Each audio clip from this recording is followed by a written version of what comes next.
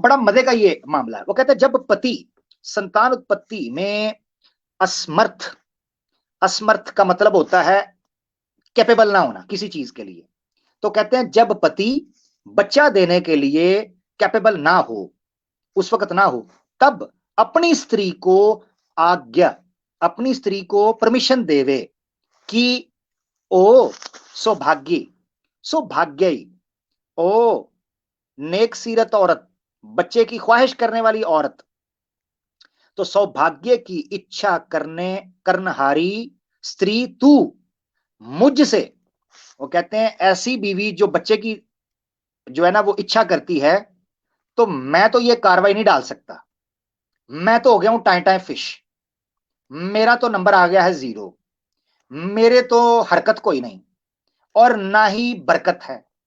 अब आप बरकत अली खान साहब के पास जाएं और कुछ औपाए पोपाए निकालें, जाएं, आपको आज्ञा दी जाती है।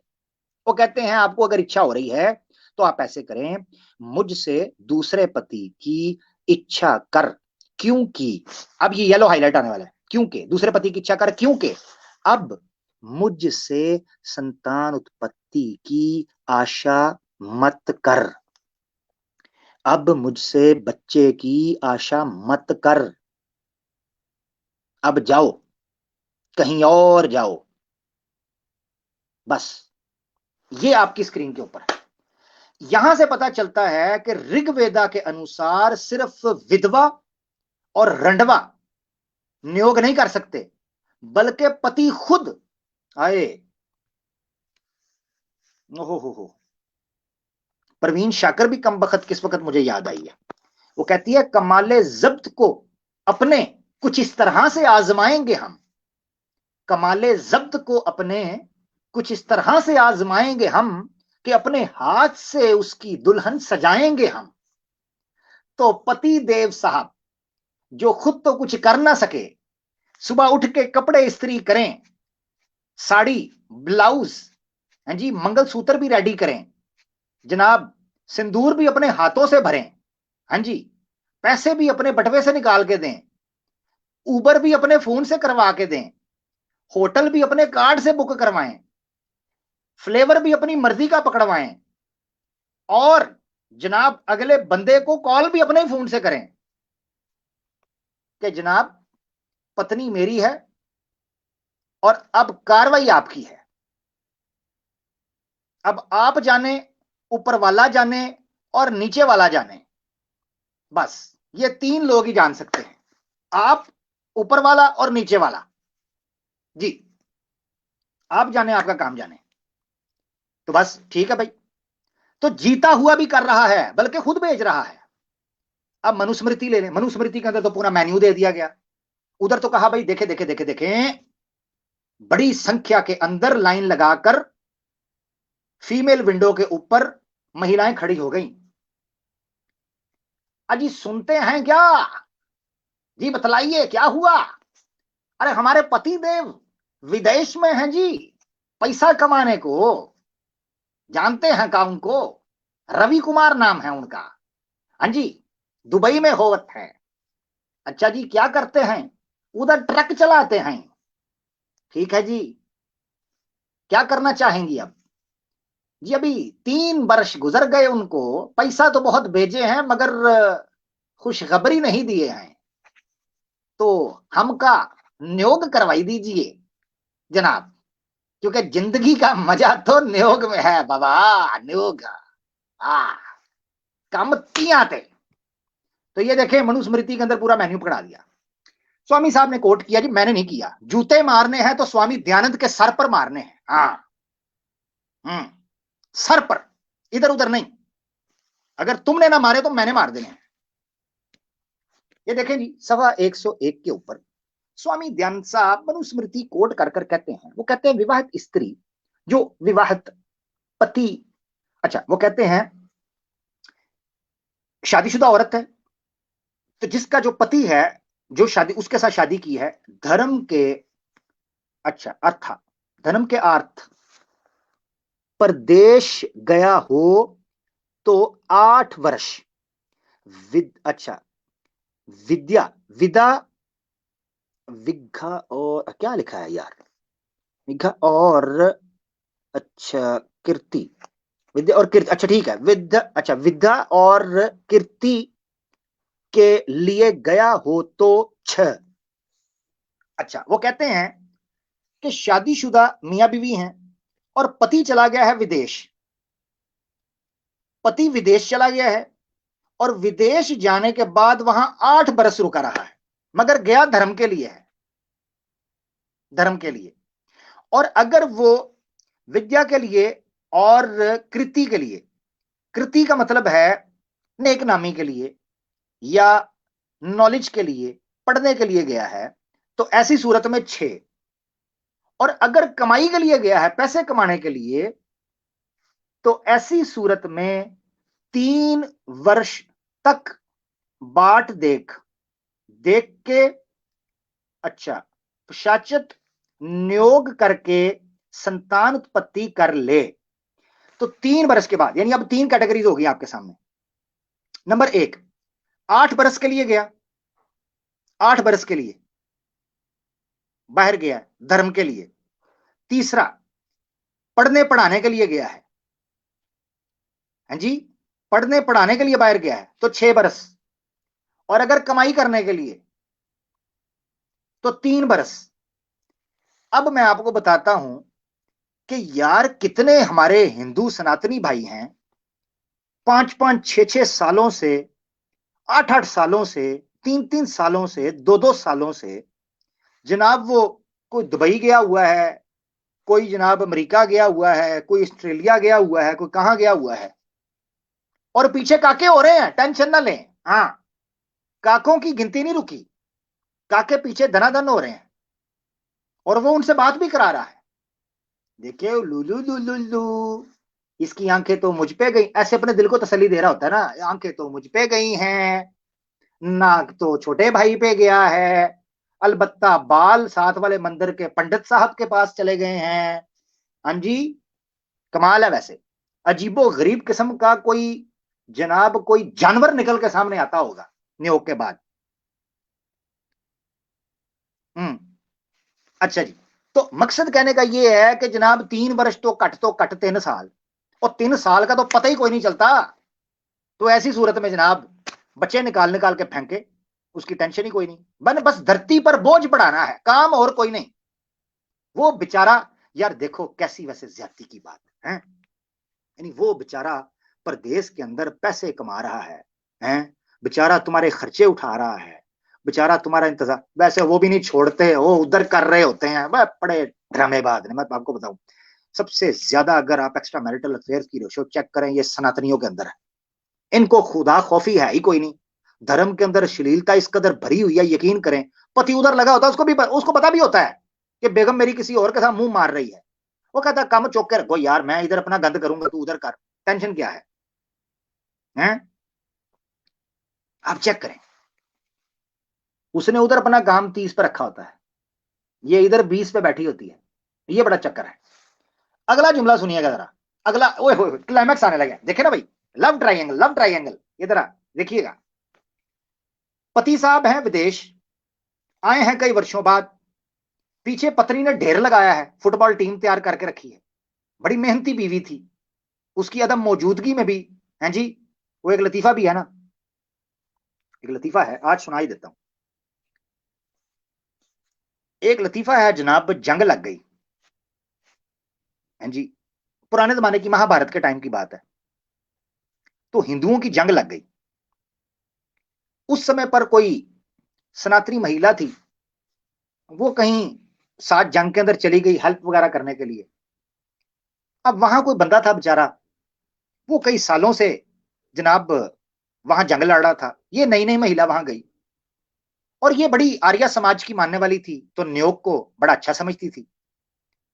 और ये वहां गई, और इसको खबर नहीं थी कि उसी फौज की दूसरी बटालियन के अंदर उसका अपना पति भी है, और वो दूसरी जगह पर दूसरे कैंप के अंदर खिदमत कर रही थी दूसरे बंदों की। हुआ ये कि काफी वक्त गुजर चुका था, बेचारी तड़प रही थी। अब उसको ये था कि यार क्या करूं, उबलते हुए जज्बात, मचलती हुई आरजुएं, तड़पती हुई ख्वाहिशें, सुलगती हुई तमन्नाएं और सुलझती हुई जनाब जो है ना आगियाएं। तो ये सारी चीजें उसके अंदर एक बबोला आग का बनकर जज्बात बना रही थी, उबल रही थी, खौल रही थी। उसके इस खौलते हुए जज्बात को देखकर एक मशटंडा मूछों वाला, डोलों वाला फौजी सामने खड़ा था, सख्त लौंडा।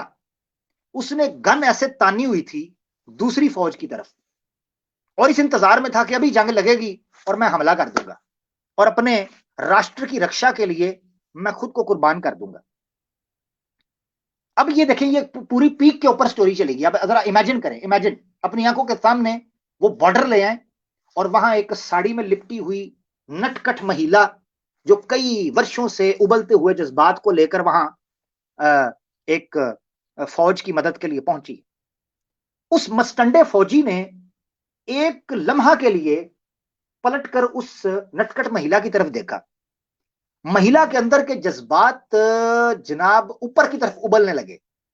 उसको मन ही मन में अपने पति की याद सताने लगी, और जब उसने ऐसा सोचा ही था तो उसके चेहरे पर रंग और जज्बात के यूं मिलते जुलते हालात और कैफियत बनी कि उस मस्टंडे मूछों वाले, डोलों वाले फौजी को भ्रम पड़ गई कि इसका पति कहीं इससे कई वर्षों तक दूर है। तो उसने पलटकर उसकी तरफ वो जनाब आया, और हुआ ये कि जनाब जैसे उसने उसके साथ बात की, उसने कहा जनाब हमारे धर्म के अंदर नियोग करने की इजाजत मौजूद है, परमिशन मौजूद है, मेरा पति मुझसे दूर है, तो क्यों ना हम नियोग कर लें। अब उन्होंने नियोग किया, वहां पर मोर्चे के अंदर कैंप लगा हुआ था। उसने वायरलेस करके सबको कह दिया जनाब दुश्मन यहां भारी गोलाबारी कर रहा है, कोई पास ना आए, दूर चले जाएं, मैं अपना खून लुटा दूंगा इस राष्ट्र के ऊपर, हिंदू राष्ट्र बना के दम लूंगा। तो आप सारे पीछे, पूरी बटालियन, जनरल, कर्नल, मेजर पीछे हट जाएं, मैं हवलदार, तहसीलदार, मैं खुद सामने मसले हल कर लूंगा। उनको क्या पता था ये कन्या को कैंप में जाकर उधर गोलाबारी करने लगा है। बॉर्डर तो इसने वैसे ही खाली छोड़ दिया है उल्लू के पट्टे ने। वो पीछे चले गए। उन्होंने कहा ठीक है, फौजी संभाल लेगा। वो जनाब मोर्चे में लेके चले गए और वहां मोर्चा निकाल दिया। अब गोलाबारी चल रही थी उस मोर्चे के अंदर नियोग की सूरत में कि दुश्मन ने जब मोर्चे को खाली देखा, उसने धावा बोल दिया। अब जैसे ही धावा बोला तो ये जनाब कपड़ों से बाहर नियोग प्रथा का उपयोग कर रहे थे और मस्ती में मस्त थे। अब दुश्मन को थोड़ी ना पता था कि ये कुछ धार्मिक कार्य किया जा रहा है। उन्होंने जनाब नाओ देखा ना ताओ, दोनों को रगेद के रख दिया, टैंक चढ़ा दिया दोनों के ऊपर। अब दोनों लटे पुटे नंग धड़ंग हालत के अंदर वहां मर गए अपने धर्म की रक्षा करते हुए। थोड़ी देर बाद जब वहां पर हमला हुआ, उन्होंने फौज को पीछे धकेला, तो दूसरी बटालियंस जो है वहां पहुंची। और आपको याद होगा कि दूसरी बटालियन के अंदर उस बेचारी कन्या का, कुमारी का, वो एक और भी पति वहां पर था जिसके पीछे बेचारी ने नियोग किया। और जब उसने अपनी पत्नी को एक और फौजी के साथ मौजी करते हुए देखा, यानी फौज के साथ मौज करते हुए देखा, और उसको पता चल गया कि ये नियोग कर रही थी बेचारी, मैं तो कई वर्ष से दूर था, तो उसने फिर उसके जुबान पर एक ही जुमला था जिसे सुनकर हर आंख अश्कबार हो गई, जिसे सुनकर नियोग समाज को शांति और उन्नति मिल गई, और उनके सारे जीवन के रोग और उनके दुख दर्द और पीड़ाएं दूर हो गईं। वो जुमला था कि जियो जवाना, मर गए पर मोर्चा नहीं उछटिया। अब बाकी आप समझदार हैं, बाकी आप समझदार हैं, मेरी कहानी यहां खत्म हो गई। अब जिसको समझ आए तो बस ठीक है, जिसको ना समझ आए तो बस अपनी अपनी किस्मत को देखें, और क्या कर सकते हैं। तो मर गए पर मोर्चा नहीं उछटिया। तो ये 8-8 वर्ष, 6-6 वर्ष, 3-3 वर्ष जब दूर रहेंगे तो फिर कुछ और तो भरपूर रहेंगे। हाँ, कुछ और तो फिर भरपूर और नूरपुर रहेंगे जी। तो आगे बढ़ते हैं। ये आपके सामने इससे पता चलता है कि जीता पति छोड़ के नियोग करने गई ऐसी स्त्री, इससे आर्य समाजियों का मुंह बंद होता है, जो ये हमारे सामने लॉलीपॉप बेचने की कोशिश करते हैं कि ना ना ना ना ना, ना जनाब, नियोग तो विधवा और रंडवे का, ना ना ना ना ना, शादीशुदा हो तो नहीं, हम नहीं करवाते। ये आपके सामने दो रेफरेंस मैंने दिए हैं। सवाल ये उठता है, दूसरा सवाल, दूसरा लॉलीपॉप हमें ये देते हैं। अक्सर ये कहते हैं कि जनाब देखें, नियोग हम इसलिए करते हैं कि संतान जो है उसकी उत्पत्ति की जा सके, औलाद जो है वो ली जा सके, बच्चा लिया जा सके। आपको आमतौर पर यह कहते हुए दिखाई देते हैं। भाई देखें, फीमेल बेबी हो या मेल, यानी लड़का हो या लड़की, ठीक है, सवाल तो यह उठता था कि संतान तो संतान है, तो अगर बेटियां हो रही हैं किसी बीवी की तो भी नियोग नहीं करना चाहिए, क्योंकि चाहिए तो संतान ना, तो लड़की तो है, लड़की के होते हुए नियोग करना और लड़का चाहना, यह है असल तमाशा, असल अड्डा नियोग का। यह है आपकी स्क्रीन के ऊपर, आप खुद देख लें। और इसमें बड़े मजे मजे की कुछ चीजें हैं, उनको भी जरा मैं आपके सामने तबसरे के तौर पर रखूंगा। स्वामी दयानंद सरस्वती साहब ने, ये देखे आपके सामने, मनुस्मृति का जो पिछला पेज था, जो स्वामी दयानंद सरस्वती ने कोट करके उसके ऊपर बात की है, उसके अगले हिस्से को हमने सेपरेट रखा है, क्योंकि इसके अंदर और कुछ चीजें हल हो गई। सेकंड लाइन की तरफ वो कहते हैं, एक लड़की है, उसकी शादी हुई, शादी के बाद उसके लड़कियां होती जा रही हैं, जब जब हो तब तब कन्या हो, कन्या ही होवे। सेकंड लाइन देखें, जब जब हो तब तब कन्या ही होवे, पुत्र ना होवे। अगर पुत्र ना हो, सिर्फ लड़की होती रहे, तो 11वें वर्ष तक, तो वो 11 वर्ष ये काम होने के बाद, और यानी आपने ये देखना है कि एक महिला को ऐसी सूरत में नियोग करने की इजाजत दी जा रही है कि जब औलाद तो हो रही है, संतान है, मगर बेटी या लड़का नहीं हो रहा, तब भी वो कहते हैं उसको इजाजत है। तो आगे वो क्या कहते हैं, कहते हैं एक तो ये चीज हो गई, उसके अंदर ये शर्त होनी चाहिए कि अगर वो लड़की जनती जा रही है तो लड़का लेने के लिए वो पुरुष जो है वो किसी और लड़की के साथ नियोग करके लड़का ले सकता है, या फिर अगर मर्द के अंदर मसला है कि उसकी वजह से कन्या हो रही है, तो औरत किसी और बंदे से करवा कर लड़का प्राप्त कर सकती है नियोग के लिए। तो जबरदस्त बात यह है कि यहां संतान नहीं, लड़का चाहिए। असल में मसला यह है। अगली ले लें, येलो कलर की लाइन है, और कौन है, यहां पर बड़े मसले हल होने वाले, जरा तवज्जो रखिएगा। और जो अप्रिय बोलने वाली हो तो सदा, अप्रिय का क्या मतलब है, प्रिय कहते हैं प्यार, अप्रिय का मतलब होता है नफरत या तंग मिजाज। तो कहते हैं ऐसी स्त्री जो अप्रिय बोलने वाली हो, जो सख्त बोलने वाली हो, बदतमीज हो, ऐसी अगर औरत हो, स्त्री हो, तो सदा फौरन उस स्त्री को छोड़ के दूसरी स्त्री से नियोग करके संतान उत्पत्ति कर लेवे। अब वजह संतान न रही, आर्या समाजियों, ओ आर्या समाजियों, न संतान रही न विधवा रही, बल्कि तेज बोलने वाली बदतमीज औरत। तो मसला यह पड़ गया कि अगर कोई स्त्री, कोई बीवी अपने पति के साथ बदतमीजी कर लेवे, तो फौरन झटपट, जनाब झटपट, पट झट, आय हाय, जनाब निकल कर उसको कहे साइड पे हो जा, और दूसरी लड़की को लाइन मारे और सीधा हो जाए। जनाब ये है तरीकाकार। तो वो नियोग का वो लॉलीपॉप जो आप हमें देते थे जनाब, विधवा रंडवा संतान प्राप्त कराना, वो तो गया तेल लेने। होना यह चाहिए था कि भाई मियां बीवी के दरमियान तो मसले होते रहते हैं, कोई बात नहीं, उसको अच्छे से समझा ले तरीके के साथ, या उसके माँ बाप को शामिल करके कहे कि यार ये मसला कर रही है, उसकी दोस्तों से बात कर ले, उसकी कजन से बात कर ले, उसको कहे यार इसको तेरा समझाओ, थोड़ा बहुत ज्यादा तेज बोलती है, इसको समझाओ, मेरे लिए मसला है। संतान तो वो दे रही है, सिर्फ सख्त बोलती है।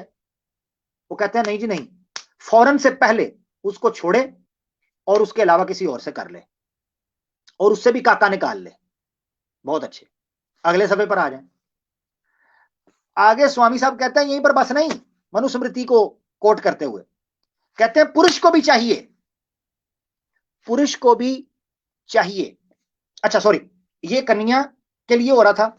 अगर कोई पुरुष ऐसे करे, मिसाल के तौर पर क्या करे, अत्यंत अत्यंत दुखदायक, अत्यंत दुखदायक का मतलब होता है हमेशा तंग करने वाला, हमेशा दुख पहुंचाने वाला। ऐसा हस्बैंड जो किसी बीवी को दुख देता रहे, ऐसी सूरत में स्त्री को उचित है कि उसको छोड़कर दूसरे पुरुष से नियोग कर संतान उत्पत्ति करके उसी विवाहित पति के जो भाग्य संतान उत्पत्ति कर लेवे। ये बहुत बड़ा ब्लंडर है, बहुत बड़ा ब्लंडर। अब देखें जरा, इसकी तरफ तवज्जो करनी है। इतनी बड़ी दुश्मनी है ना ये, मैं समझता हूं कि स्वामी दयानंद सरस्वती अगर जिंदा होते ना, इस बंदे के ऊपर ना मर्दों ने केस कर देना था, मर्दों ने। इसने जो मर्दों की जो है लंका जलाई है। मैं आपको समझाता हूं, हो सकता है कई हमारे जिनको हिंदी नहीं आती उनको समझ ना आई हो, जिनको तो हिंदी आती है वो तो मुझसे पहले समझ रहे हैं। अब जरा समझिएगा सिनेरियो। सिनेरियो ये है कि आप एक होटल पे बैठे हैं अपने दोस्तों के साथ, और उनमें से एक दोस्त है, काफी अरसे बाद आप मिले हैं, और आपको एक दोस्त के ऊपर गुस्सा है, और उसने आपको नुकसान पहुंचाया था या धोखा दिया था, या आपको गाली गलौज की थी, या पुराना बदला आपने लेना है। तो आप एक रेस्टोरेंट पे बैठे हैं, आपके सामने मेन्यू आता है। अब सबसे हैवी किस्म का जो मेन्यू होता है ना, वो 5-6 हजार की चीज, हाँ जी, वो 5-6 ऑर्डर कर लेते हैं, और सबको कहते हैं बिल मैं दूंगा, भाई टेंशन नहीं लेनी, बिल मैं दूंगा। परेशान क्यों होते हैं, बिल मैं दूंगा। और तकरीबन को 15-20 हजार का खाना ऑर्डर कर लें। अब जब खाना आ जाए, आप दबादब खा लें और डकार मारें, और कहें दोस्तों को यार 1 मिनट मैं जरा वॉशरूम से होके आया, 1 मिनट। और उस वॉशरूम का दरवाजा जनाब आप फलांग के होटल से इस तरह फरार हो जाएं जैसे जनाब किसी के पीछे पुलिस लगती है। ये मैं सादी मिसाल दे रहा हूं अभी, ऐसे फरार हो जाएं। और वो दोस्त जो आपका उधर इंतजार कर रहे थे बेचारे, इस चक्कर में कि आप इतना महंगा खाना मंगा लिया, आप बिल देंगे, उन बेचारों को उधर होटल के बर्तन धोने पड़ जाएं। सिनेरियो समझ आ गया? ये किया है स्वामी दयानंद सरस्वती ने मर्दों के साथ, औरतों को यह तरीका दिखाया। यह है असल हवाला जो मैं आपको समझाना चाह रहा हूं। इसमें जो मसला है, दोबारा अब आप सुनेंगे तो आपको पता चलेगा। ये जो सेकंड पैराग्राफ है जहां 101 लिखा है, उसके शुरू से आपने पढ़ना शुरू करना। वो कहते हैं जैसे ही, ऐसा कहते हैं वैसे ही जो पुरुष, यानी पहले स्त्री का मामला, वो पुरुष आपको अत्यंत बहुत ज्यादा हमेशा के लिए दुखदायक हो, यानी स्त्री को बहुत ज्यादा तंग करे, तो स्त्री को उचित है कि उसको छोड़कर दूसरे पुरुष से नियोग कर संतान उत्पत्ति करके, बचा हो गया, नियोग कर लिया, ये क्लाइमैक्स होने लगा आगे। ये वो बिल के टाइम पे भागने वाली बात होने लगी है। ये लो, उसी विवाहित पति के जो भाग्य संतान संतान उत्पत्ति कर लेवे। चलो,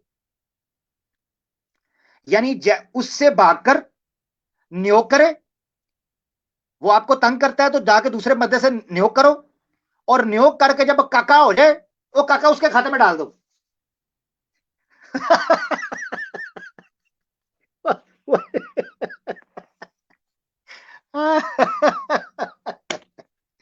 ओ यार, ये कमाल था।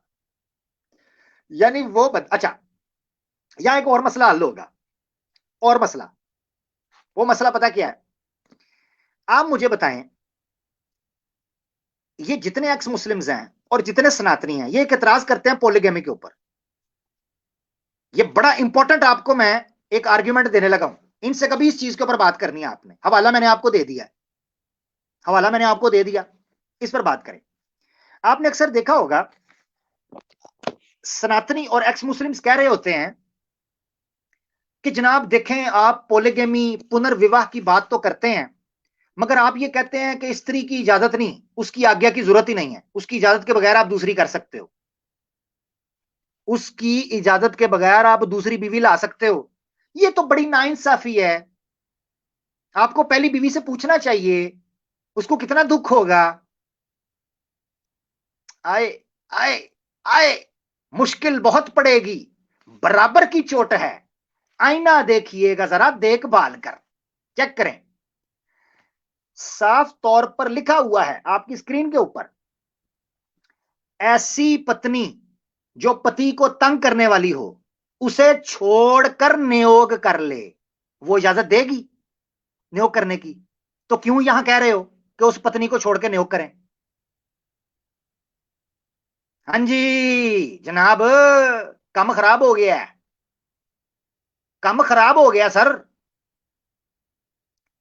तो वो पत्नी जो पहले ही बदतमीज है, वो अपने पति को इजाजत देगी? उसे कहा जा रहा है उसे छोड़कर निकाह कर, नियोग कर। एंड इसी तरह जो पति पत्नी के ऊपर सख्ती और दुख देने वाला हो, वो क्या अपनी मर्जी से अपनी बीवी को इजाजत देगा कि उसे छोड़कर दूसरे पति के साथ डिंग डोंग करे नियोग के टॉपिक के अंडर आकर, नियोग की परमिशन के साथ, और उसका बच्चा उसके खाते में डाल दे? वो इजाजत देगा जो पहले तंग कर रहा है?